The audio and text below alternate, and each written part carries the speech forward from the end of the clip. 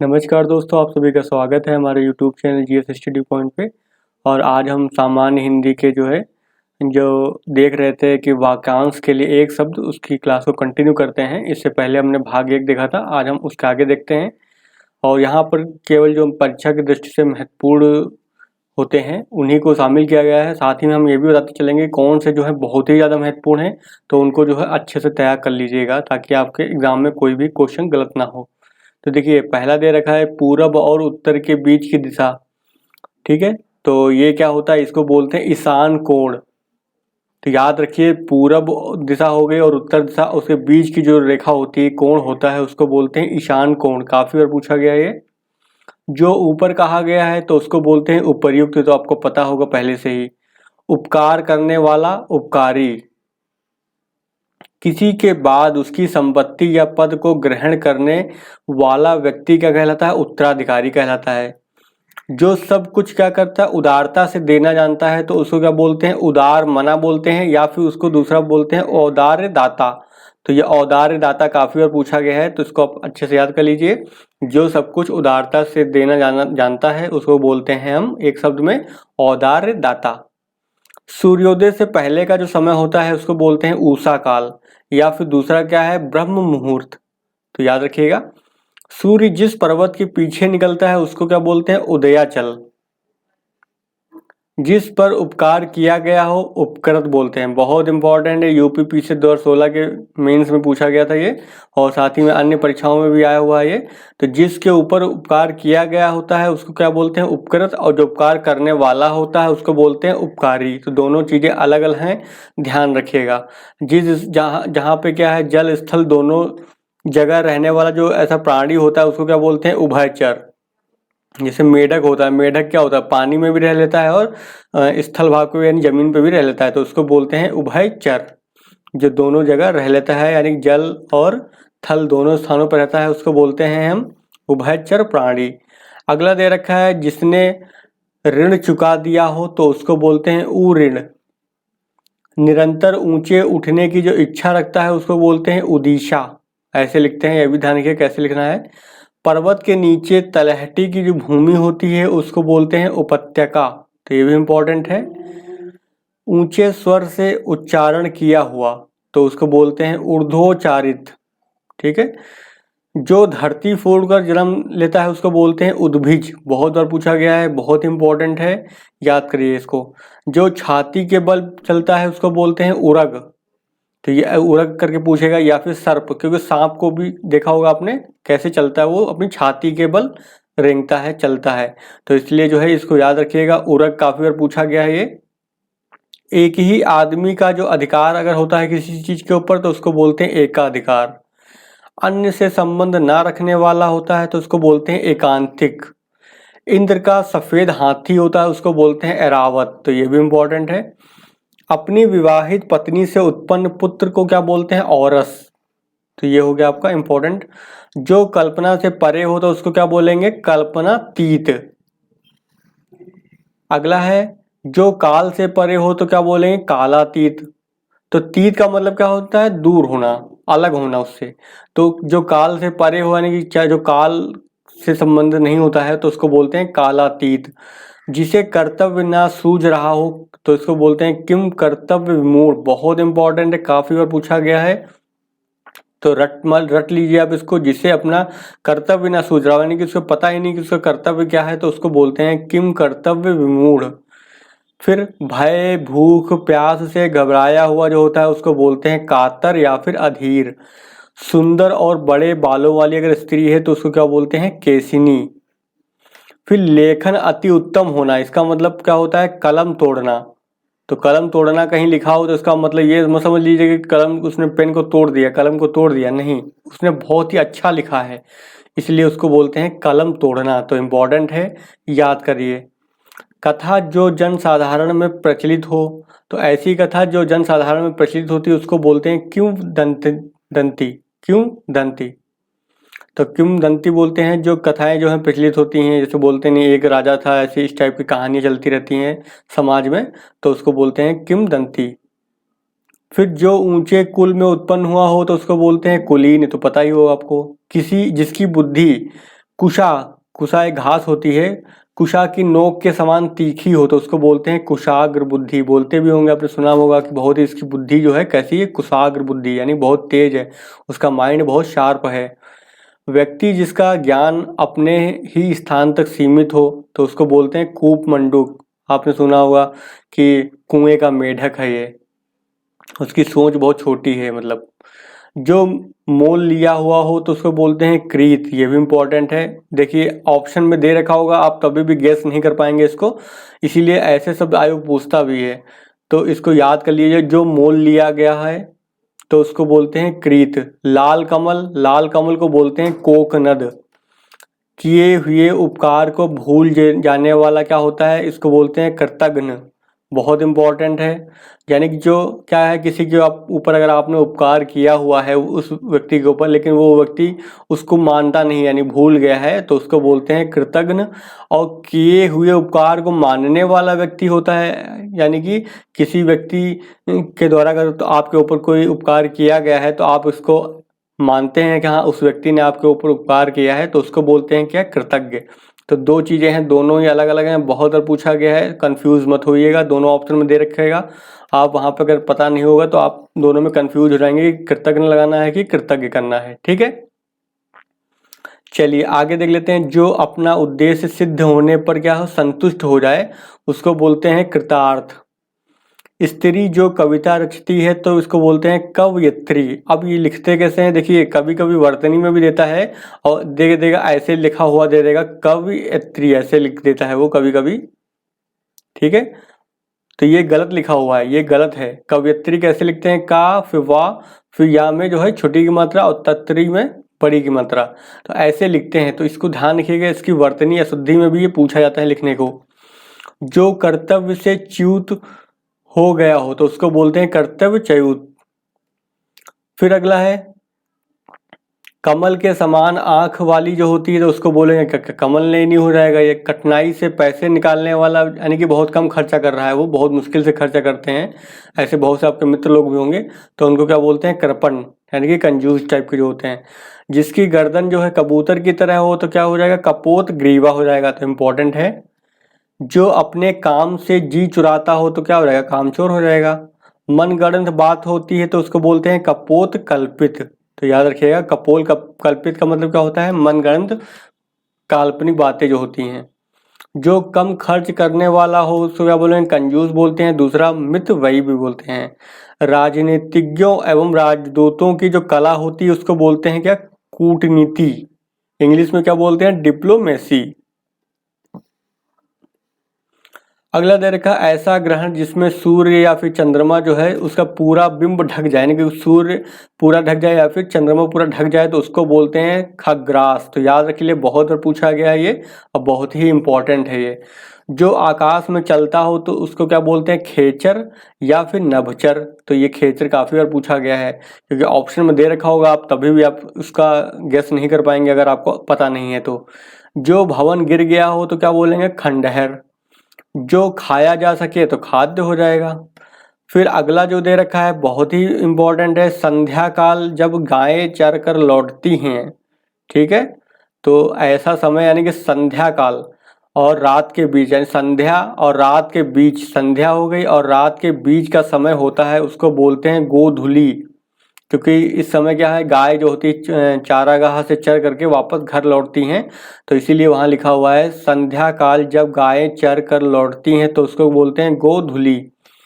जो बात छिपाई जाए तो क्या बोलेंगे, गोपनीय हो जाएगा। जो कठिनता से और देर से पचे तो गरिष्ठ। याद रखिएगा, बहुत इंपॉर्टेंट है। जिसके पेट में बच्चा हो तो गर्भवती, आपको पता ही होगा, साथ में गर्भिणी भी बोलते हैं। जो पहाड़ को धारण करता हो तो क्या बोलते हैं, गिरिधारी और या फिर श्री कृष्ण। तो दोनों ही इंपॉर्टेंट हैं। गंगा से संबंधित या गंगा से उत्पन्न तो क्या हो जाएगा, गांगेय। जिसका ज्ञान इंद्रियों द्वारा हो सके तो क्या बोलेंगे, गोचर। तो बहुत इंपॉर्टेंट है, काफी बार पूछा गया ये। सारे पृथ्वी का जो राजा होता है उसको बोलते हैं चक्रवर्ती। जिसके हाथ में चक्र यानी कि सुदर्शन चक्र हो तो उसको बोलेंगे चक्रपाणी या फिर चक्रधारी। आंखों को अच्छा लगने वाला होता है चक्षुष से। चिरकाल तक जीवित रहने वाला क्या बोलेंगे, चिरंजीवी। तो जो लंबे समय तक यानी चिरकाल तक जीवित रहे उसको बोलते हैं चिरंजीवी। चलिए आगे देख लेते हैं। अगला दे रखा है कि चिरकाल तक बना रहने वाला, यानी कि जो चिरकाल तक स्थापित रहे तो उसको बोलते हैं चिरस्थायी बोलते हैं। जो सदा से चला आ रहा हो तो उसको बोलते हैं चिरंतन या फिर शाश्वत, यानी कि समय के साथ साथ चलता जा रहा है, वो खत्म नहीं हो रहा है। जिस पर चिन्ह लगाया गया हो तो क्या कहलाएगा? चिन्हित कहलाएगा। जिसके चूड़ा, चूड़ा मतलब क्या होता है? बाल। तो जिसके चूड़ा में क्या हो? चंद्रमा है तो क्या कहलाएगा? चंद्रचूड़ कहलाएगा। जिनके चार चार पैर होते हैं तो चतुष्पद कहते हैं या फिर चौपाया, तो ये भी इम्पोर्टेंट है, आया हुआ है। जिसके सिर पर चंद्रमा है तो क्या बोलेंगे? चंद्रशेखर कहलाएगा वो। जहाँ से अनेक मार्ग चारों ओर जाते हैं तो क्या होता है? चौराहा होता है, आपको पता ही होगा। छोटे से छोटे दोस्त को खोजने वाला, बहुत इंपॉर्टेंट है, छिद्रान्वेषी बोलते हैं इसको हैं। काफ़ी बार पूछा गया है। ऐसे पूछा जा सकता है कि जो हमेशा दूसरों में दोस्त ढूंढता रहता हो तो उसको भी बोलते हैं छिद्रान्वेषी। फिर जीने की जो प्रबल इच्छा होती है उसको बोलते हैं जिजीविषा, बहुत इंपॉर्टेंट। किसी पर जो है विजय पाने की इच्छा रखने वाला क्या कहलाता है? जिगीषु। देखिए थोड़ा थोड़ा अंतर है तो इसको अंतर को ध्यान रखिएगा। किसी को जीतने की चाह क्या कहलाती है? जिगीषा। अब तीनों जो हैं एक जैसे ही लग रहे हैं लेकिन थोड़ा थोड़ा अंतर है उसके लिखने में और उसके पढ़ने में, तो उसको याद रखिए कि कौन सा भाग किसका है।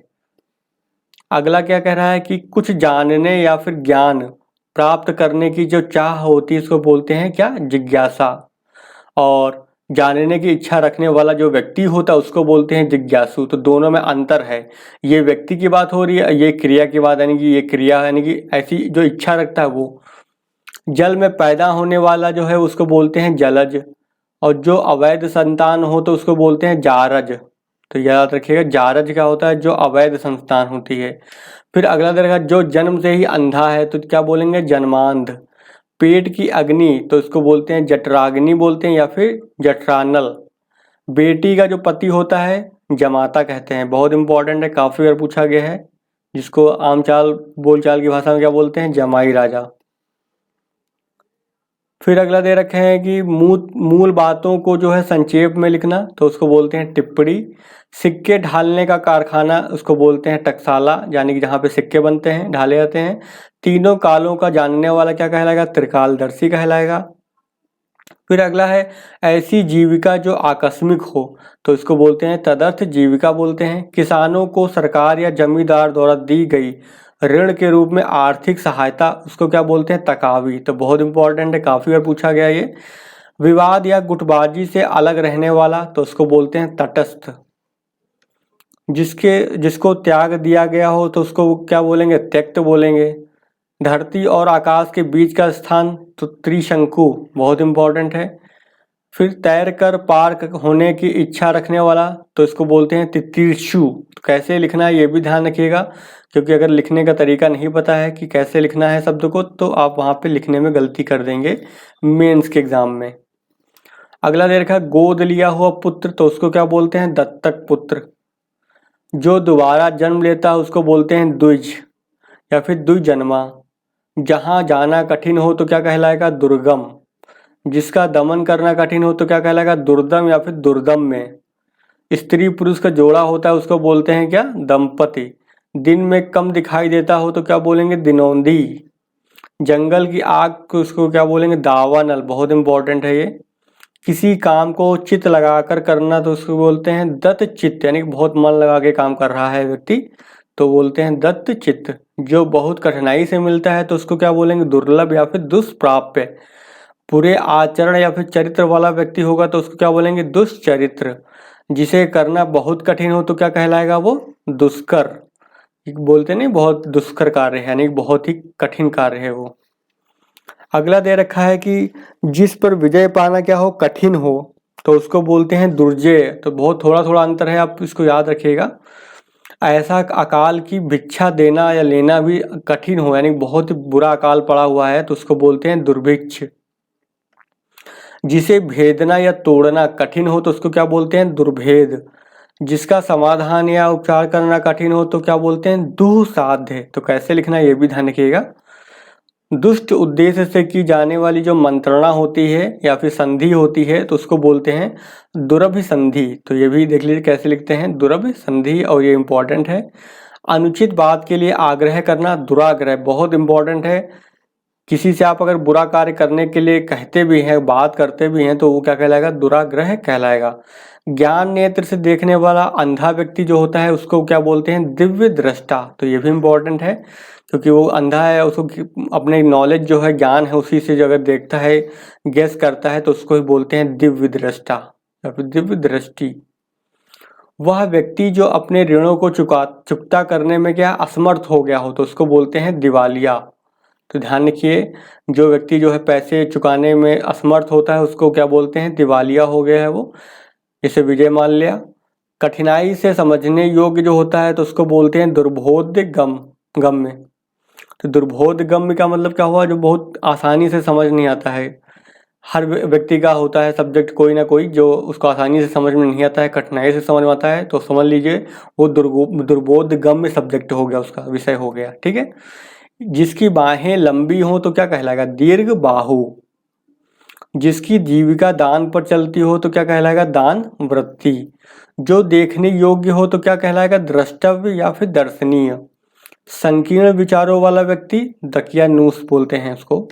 जो कठिनता से जाना जा सके तो दुर्गेय। तो याद रखिएगा, दुर्गेय होता है जिसको कठिनता से जाना जा सके। जिस वर की शादी दूसरी बार हो रही हो तो क्या बोलेंगे इसको, द्विवर। दो भिन्न भाषा भाषियों के बीच मध्यस्थता करने वाला होता है उसको क्या बोलेंगे, द्विभाषिया। जैसे मान लो प्रधानमंत्री मोदी चाइना की यात्रा पे जाएंगे तो क्या होगा, उनको बात तो समझ में आएगी नहीं, क्योंकि चाइनीज प्राइम मिनिस्टर मान लो चाइनीज भाषा में बोलेगा और इंडिया के प्राइम मिनिस्टर हैं वो किस में बोलेंगे, हिंदी या फिर इंग्लिश में बोलेंगे, तो समझ में नहीं आएगा। तो दोनों के बीच में क्या है, द्विभाषिया जो है ट्रांसलेशन की तरह कार्य करेगा, ट्रांसलेट करेगा चीज़ों को। जिसकी धर्म में निष्ठा हो तो क्या बोलेंगे, धर्मनिष्ठ बोल देंगे उसको। जो गणना की योग्य ना हो तो क्या कहेंगे, नगण्य। बहुत इंपॉर्टेंट है। जो ईश्वर को नहीं मानता है तो नास्तिक कहलाएगा वो, ये भी बहुत बार पूछा गया है। जो निंदा की योग्य हो तो क्या कहेंगे उसको, निंदनीय। जो कामना रहित हो तो उसको क्या बोलते हैं, निष्काम, यानी कि उसको कोई कामना नहीं है, वो मोह माया से अलग हो चुका है। जो नीचे लिखा गया है तो उसको बोलते हैं निम्नलिखित। जो किसी से ना डरे तो उसको बोलते हैं निडर। जो भयभीत ना होता हो तो क्या बोलेंगे उसको, निर्भीक या फिर निर्भय।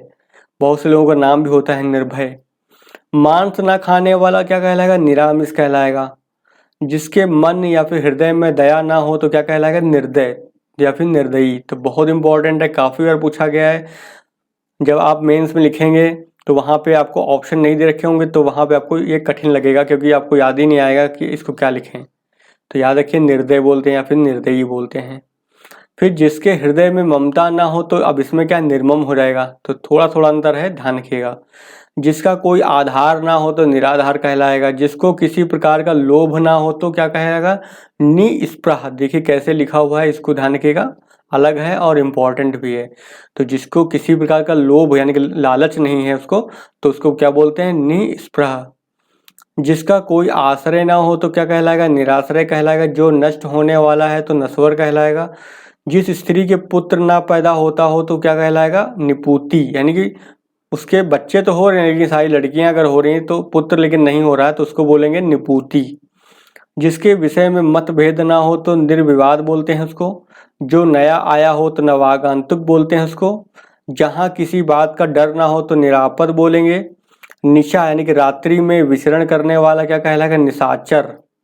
जिसमें तेज ना हो तो क्या कहलाएगा, निस्तेज हो जाएगा वो।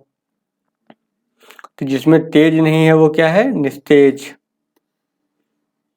अगला देखिए क्या कह रहा है, अगला ये दे रखा है, जिसमें स्वार्थ साधन की भावना ना हो तो क्या बोलेगा उसको, निस्वार्थ। यानी जिसमें कोई स्वार्थ या फिर साधन की भावना ही नहीं है तो वो क्या है, कैसा व्यक्ति है वो, निस्वार्थ व्यक्ति है। जिसमें गुण ना हो तो क्या कहलाएगा, निर्गुण कहलाएगा। हाल ही में ब्याही जो स्त्री होती है उसको बोलते हैं नवोढ़ा। तो नवोढ़ा कैसे लिखना है ये भी देख लीजिए। जहाँ आबादी ना हो क्या कहलाएगा, निर्जन। और जो रोग से मुक्त हो तो क्या कहलाएगा, निरोग। जो इंद्रिय रहित हो तो निरिंद्रिय, तो अलग ये है, एकदम बिल्कुल इम्पोर्टेंट भी है।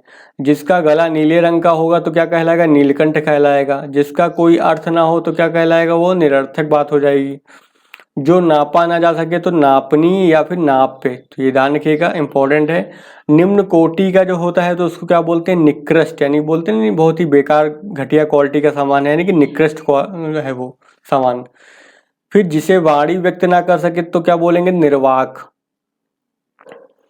चलिए आगे देख लेते हैं। आगे दे रखा है आपका है, दे रखा है नष्ट हो जाने वाला, तो नष्ट हो जाने वाले को क्या बोलेंगे, नष्ट प्राय। नीले रंग का कमल तो नील कमल कहलाएगा आपका। जो शंका करने योग्य ना हो तो क्या कहलाएगा, निःशंक। तो ध्यान रखिएगा, जो शंका जिस पे नहीं की जानी है उसको क्या बोलेंगे, निःशंक। और फूल की रज, जो फूल का रज होता है उसको क्या बोलते हैं, पराग। तो बहुत इंपॉर्टेंट है, याद रखिएगा। ऑप्शन में दे रखा होगा, आप बिल्कुल गेस नहीं कर पाएंगे क्योंकि आपको पता नहीं कि फूल की रज क्या होती है, तो नहीं लगा पाएंगे पराग में। तो इसलिए याद रखिए कि फूल की रज में क्या लगाना है आपको, पराग। तो ये रहे आपके आज के कुछ जो महत्वपूर्ण जो वाक्यांश के लिए एक शब्द, और नेक्स्ट वीडियो में हम आगे भी देखेंगे। अगर वीडियो आपने यहाँ तक देखा है तो आई होप आपको पसंद भी आया होगा। अब पसंद आया है तो लाइक करिए, लाइक करने से आपको पता चलेगा हमें कि हाँ हमारा काम कैसा है। और कुछ कमी हो तो कमेंट करके बताइएगा। और चैनल पर नए हैं तो चैनल को सब्सक्राइब कर लीजिएगा, साथ ही में अपने दोस्तों के साथ भी शेयर कीजिएगा ताकि ज़्यादा से ज़्यादा लोगों तक ये पहुँचे। चलिए फिर आज का वीडियो हम यहीं पर ख़त्म करते हैं, मिलते हैं फिर नेक्स्ट वीडियो में, नेक्स्ट भाग में।